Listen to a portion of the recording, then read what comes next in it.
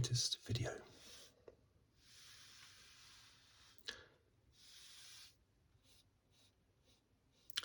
This one, I'll be looking at the latest Grand Prix, the latest in my series of looking at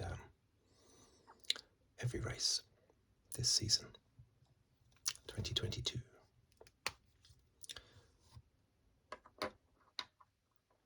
Okay, let's go. It was round 9, wasn't it?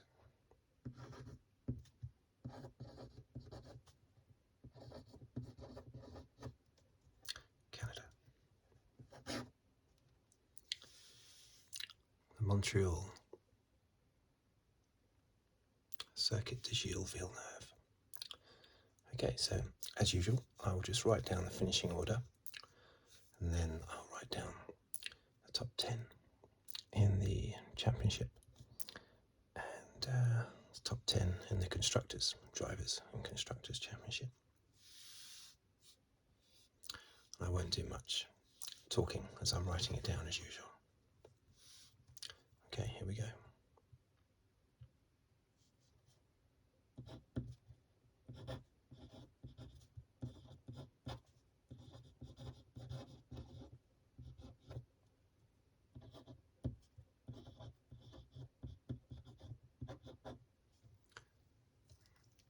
Focus.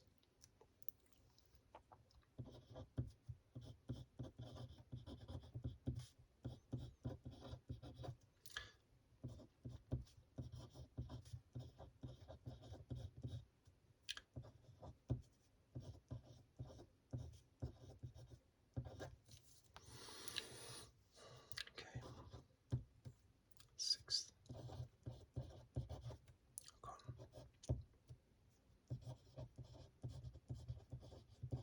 Bottas.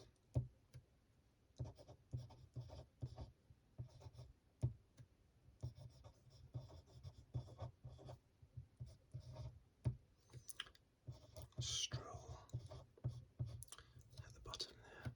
Okay. Championship positions.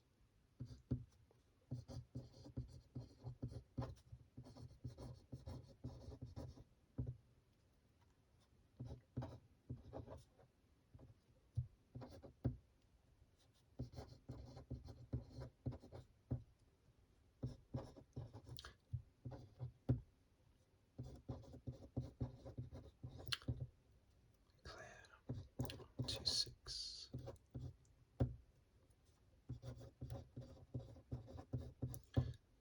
Russell. Let's check that focus again. Sainz.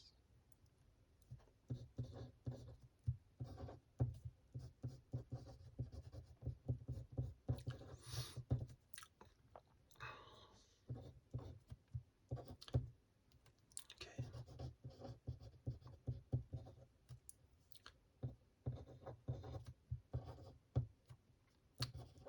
It's Bottas. 46.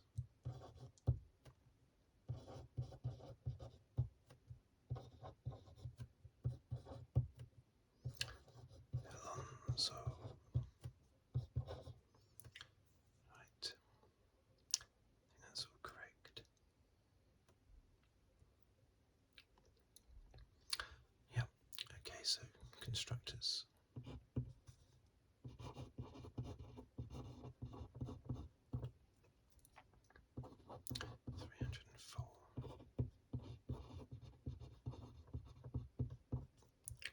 Ferrari 228.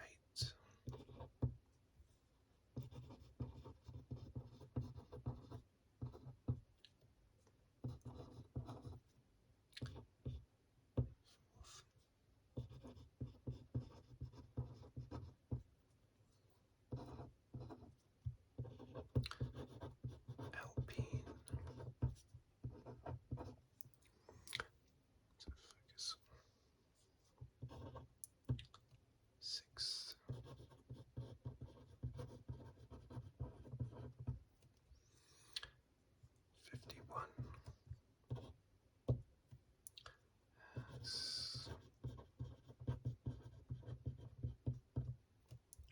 27.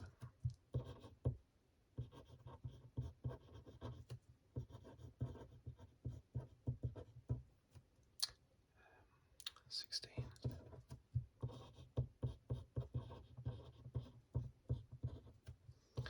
And lastly, Williams 3. Okay. Focus again.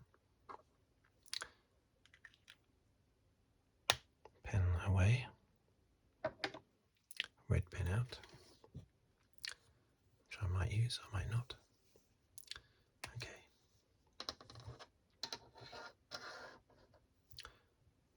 So, what do we think? Runaway victory for Max Verstappen. Basically, throughout practice, qualifying, and the race. Total domination. His poor teammate Perez, I feel so sorry for Perez. Another failure. Well, he's had 2 now. Verstappen's had 2, so it's evened out. Okay. But Perez was so excited after Monaco, getting really close to Verstappen in the championship. And it all going to pieces today. Not today, when was it? When am I recording this? Yesterday. Verstappen now 5 wins in 6 races. 6 wins this season. Not uncatchable, so long as other drivers are scoring points, they can always catch him. But it's looking ominous now, what it has done for the last few races. Verstappen, I say a runaway victory, of course he had Sainz.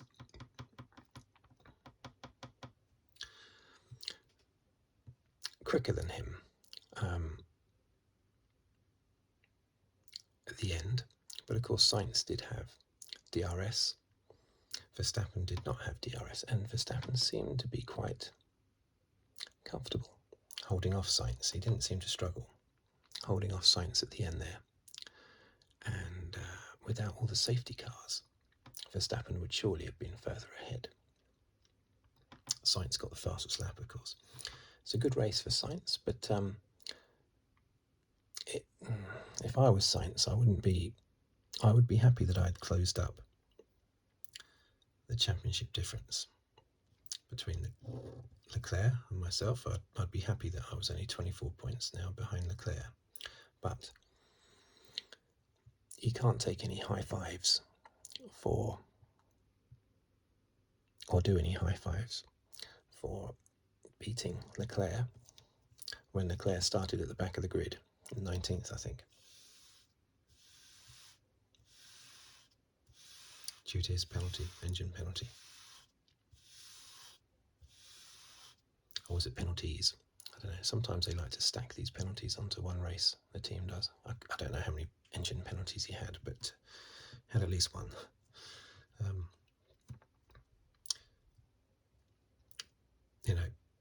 Leclerc will be thinking, and if I was Sainz, I'd be thinking, everyone's going to think Leclerc would have finished ahead of me. And not only that, they're thinking, oh, if only it was Leclerc fighting Verstappen for the lead, Leclerc would have got past.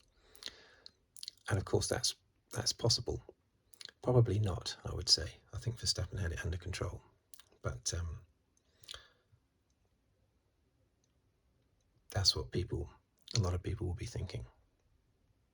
So Sainz can't take much away from this race at all, apart from the fact that he's closed up the points between him and Leclerc.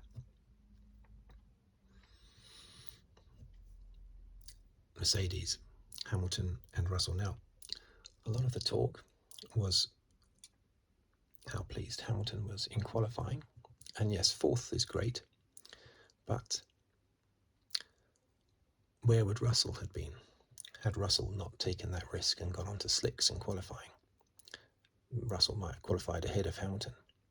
We just don't know. It's a similar situation that Sainz was in the race. Yes, ahead of his teammate, but, you know, on merit, I think in the race Hamilton was quicker than Russell. And I still think he's the quickest driver out of the two. Hamilton hasn't suddenly lost his edge. There's just been a lot of circumstances that have put Russell in front of Hamilton. I thought it was going to happen in this race because Hamilton stopped after 10 laps during the safety car, and Russell decided not to, or the team decided not to, whatever. 10 laps later there was another safety car, and that was perfect timing to swap your tyres over to tyres that may well last the race. And I thought, Hamilton's going to lose out to Russell again through safety cars. But in the end, it wasn't only Hamilton that stopped again, it was Russell that stopped again. So Hamilton managed to stay comfortably ahead of Russell towards the end of the race as well by a number of seconds. So I think Hamilton was the quicker driver in the race, but we can't say who would have qualified first had Russell not taken that gamble. Good. In the end, 5th place I think is good for Leclerc. Damage limitation.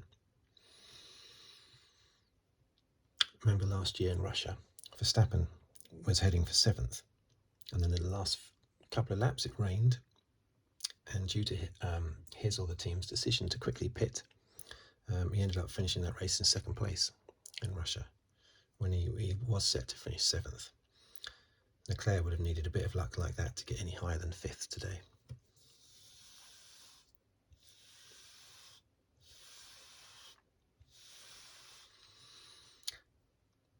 Ocon and Alonso. Very good performance by Alonso in qualifying. Fantastic, wasn't it? 2nd place. Okay, the qualifying was hampered by wet, damp conditions. Still, it's a very good performance. But he had yet another problem with his car during the race, which slowed his car down.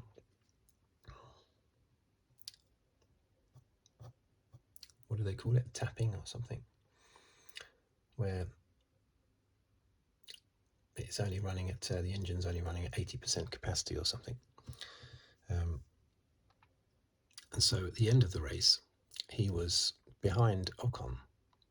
Now, Alpine said after the race that Ocon was deliberately slowing down to give Alonso DRS so that Alonso could hold off Bottas.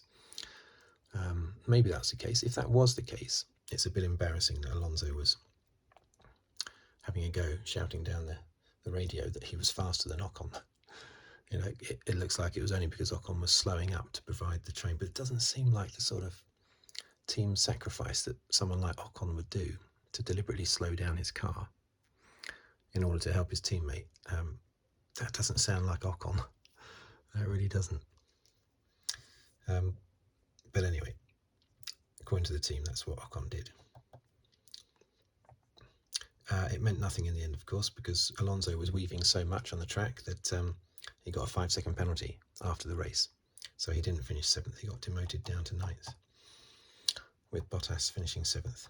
And Guan Yu Zhou. Now these two tied together. That's the 2nd race running that Guan Yu Zhou. I've put Zhou there, maybe I should put Guan Yu there. But anyway, it's the 2nd race running that Zhou Guan Yu, or Guan Yu Zhou, has performed to the level of Bottas. Out-qualified him here, and didn't he outdrive him in the last race? I think Azerbaijan. I think the last 2 races Zhou has done particularly well up against Bottas. And hopefully this is the start of Guan Yu Zhou getting a bit of confidence, because that's all you need. These drivers are all good enough. They all have the ability to perform really well. I mean, you do get some stinkers sometimes that are only there for through sponsors and things like that, the team needing money. But most of them are not. Most of them are, should be there in Formula One, and Joe is definitely a good driver. He's going to have to put in more results though. This is a good result. The last 2 races he's been good, but he's going to have to do more to stay, I think. Lance Stroll slipping in there in 10th, a bit unfortunate for Aston Martin, because that's pretty much all they're looking at the moment, apart from Vettel's, I think, 6th place, was it, in Azerbaijan?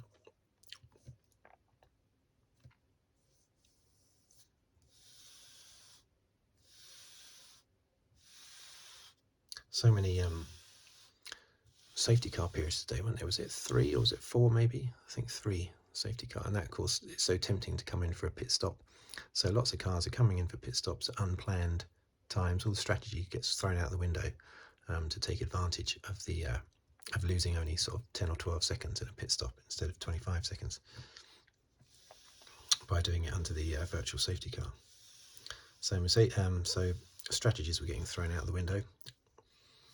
I don't know why Alonso didn't come in earlier when other cars came in, but according to the team, they didn't want to do a 2-stop strategy. They wanted to stick to 1. So in the championship, Verstappen, look at that. I mean, he's basically, I'm not going to put a red C next to his name for champion, but I will underline it. But the other drivers are close enough. Perez is, let's see if I can do the calculation correctly this time, because I did it incorrectly last time. I kept saying 31 points, I think, instead of 21 points was the gap. Anyway, what is he, 46 points behind.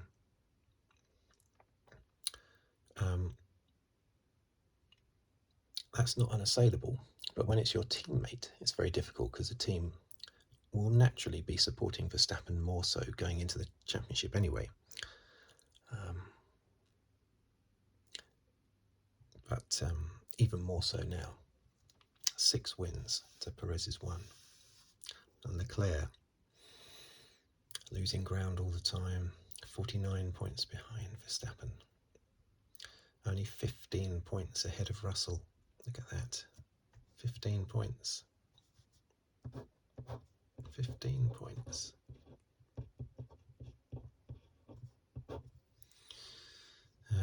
Between Leclerc and Russell.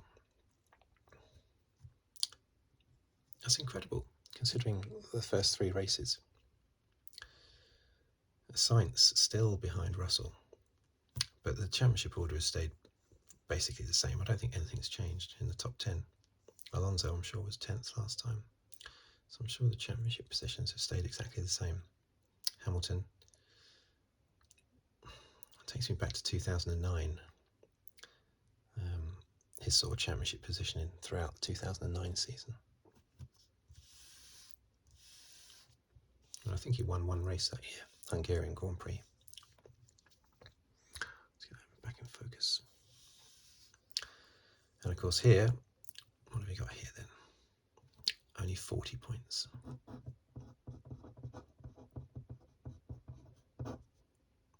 Now Mercedes is so consistent. Russell finishing in the top 5 every single race.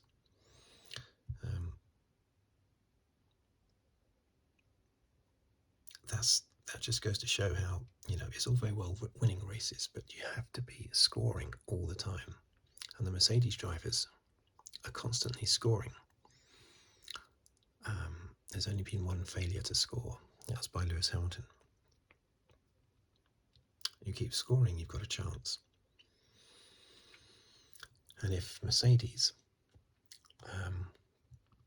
can properly sort out their woes, and as they keep saying, unlock the car, then I have absolute total faith that Mercedes will overtake Ferrari in the championship. And Russell should easily get past Leclerc in the championship. Don't know about Hamilton so much. He's too far behind maybe. But it does seem that Red Bull and Verstappen are marching towards the championship. It's so frustrating what happened last year, because if Hamilton if the rules had been followed correctly in Abu Dhabi, and Hamilton had therefore won the race under the safety car, which is what the rules should have had happen, he would have his 8th championship now. He could just sit back with his feet up and just enjoy the last few years of his career, not having to worry about achieving anything because he's done the 8th championship. And Verstappen could properly take over now this year and be the number one. Instead, it just leaves a sour taste in the mouth, despite Verstappen deserving the championship last year over the whole season. I think he just, when you think about who deserved the championship more, I think Verstappen just about edges Hamilton for deserving it more because he had more bad luck.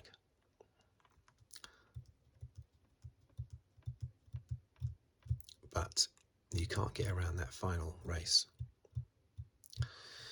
So what a mess. If that had been any other race in the year, it would have been reversed. The positions would have been reversed. But because it was the championship deciding race and all the fireworks got set off and everything, they couldn't close the barn door after the horse had bolted when Verstappen crossed that line. Any other race of the year, they would have just reverted the positions.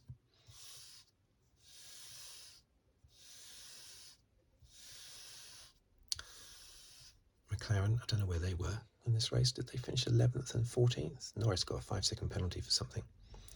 But they just had a terrible race. Alpine, yeah, we've discussed that. Ocon and Alonso, very strong. Ocon is strong once again. And they're doing really well in the championship. I'm amazed that AlphaTauri are down here. I mean, they just haven't performed all season, have they? It's terrible. And Aston Martin. Big disappointment. I was very surprised about those two teams. I would not have expected those to be behind Alpine and Alfa, and especially Alfa Romeo. Oh, and of course, we have to mention Haas, don't we? Oh dear.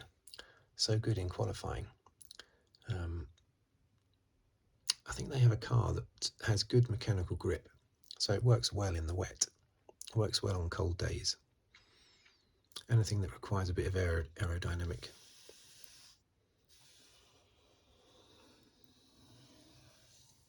performance. If it's a hot day, they struggle more so. But of course, today's woes were nothing to do with that anyway, were they? They were, well, yesterday's woes.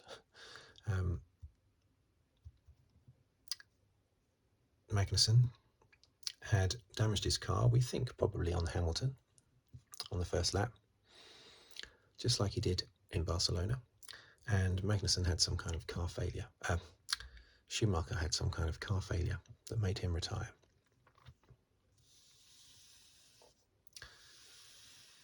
But Magnussen, I just wish he would. He's a very quick driver, but he's just so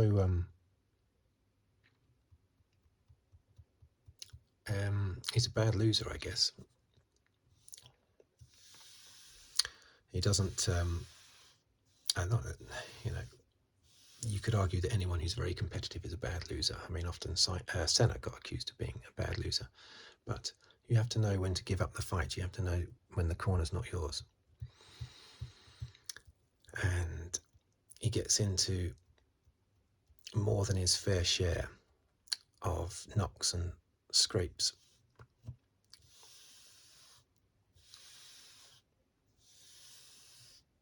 It's cost him severely, both here and in Barcelona.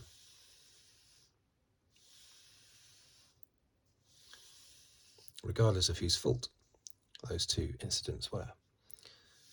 The fact is, it always seems to be Magnussen getting involved in them. So there you go. It looked exciting at the end of the race, but really I think Verstappen had it under control the whole time. Just as he has the championship under control. But we've got Silverstone coming up, haven't we? That's the next race, isn't it? I think. Is it the next race? I think so. Is it? It's coming up anyway. And on that smooth circuit, I'm looking out for Russell and Hamilton. That could be a Mercedes win. It really could. But we do have some smooth tracks coming up that will definitely help the Mercedes because they run the car so low to the ground. The whole design of their car means that they have to run it low to the ground to get any performance out of it.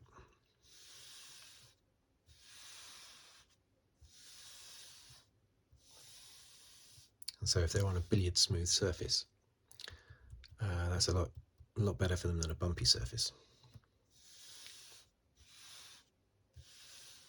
Right, I think that's it. Thank you for watching. Thank you for listening. And I will see you on the next video. If you'd like to subscribe, please do so, or comment, or like the video, that sort of thing. And I'll see you later. Bye-bye.